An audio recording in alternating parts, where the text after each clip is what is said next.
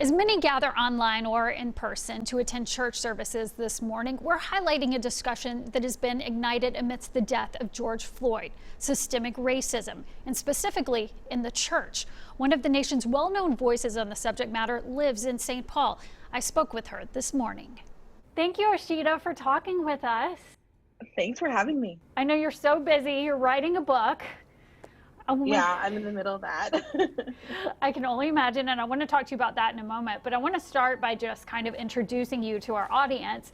And we've been talking so much lately about anti-racism, and this is a subject you have been going deep on for a long time, right? Yeah.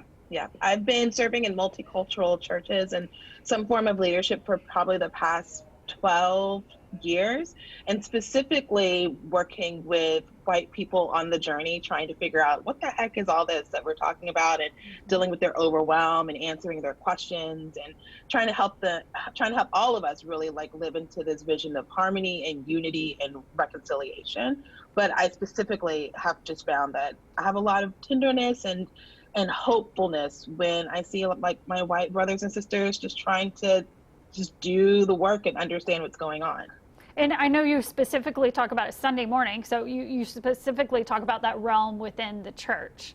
In my tradition, in the Christian tradition, in the way that we read the Bible as God is this great reconciler. Jesus reconciled us to God, and God made this world in harmony and wholeness. It's a word that I've spent a lot of time studying and wrote my first book on, Shalom.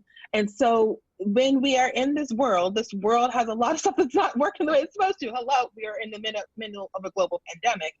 So when we're in this world and there are things that are not working the way they should, then part of our calling is what I teach on Sundays and what I teach when we talk about anti-racism.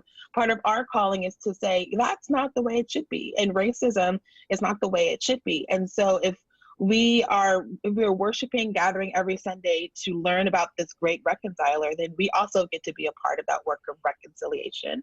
And so that's where I invite people in to kind of, yes, it's hard, it's uncomfortable, and it kind of feels like it doesn't fit, but it totally does fit, because to be a follower of Jesus is to be somebody that seeks that harmony and wholeness in relationships, even and especially when we recognize that there's conflict. And racism is one of the greatest conflicts our country is dealing with and has been dealing with for over 400 years. So you're writing a book called Dear White Peacemakers, and then all of a sudden COVID happens, then all of a sudden George Floyd happens in your area, in the Twin Cities.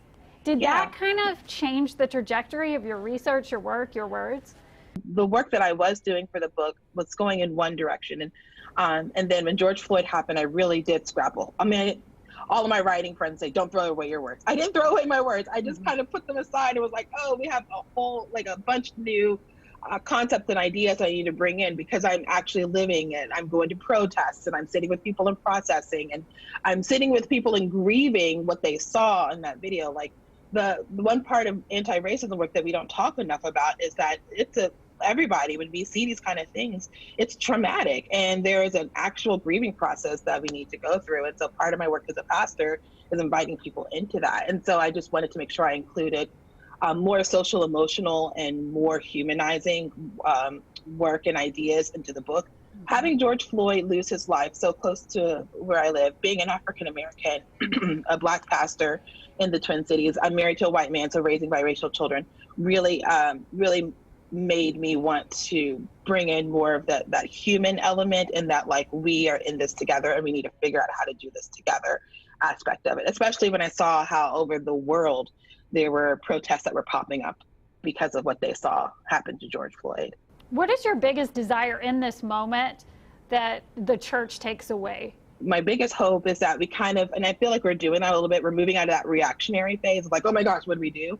And now start crafting thoughtful, inclusive, respectful, hopeful responses to the problem of racism in our country that doesn't just open up the eyes of our white brothers and sisters to the pain that our Black brothers and sisters and our brothers and sisters of color are going through, but also make space for our white brothers and sisters to feel loved and included and respected in this conversation. Because I know I know this stuff is so overwhelming. If you've never thought about race, or you've intentionally avoided it because it's not polite to talk about race, it feels really overwhelming to start actively wanting to be a part of this work. And so my hope is that we start crafting these peacemaking responses to racism in our country.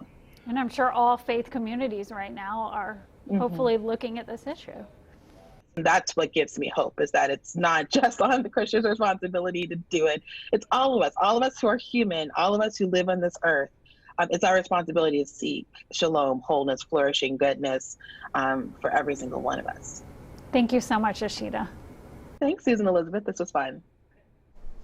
Osheta is on staff at Woodland Hills Church and Roots Covenant Church in St. Paul. Her book, Dear White Peacemaker, is set to release sometime around MLK Day.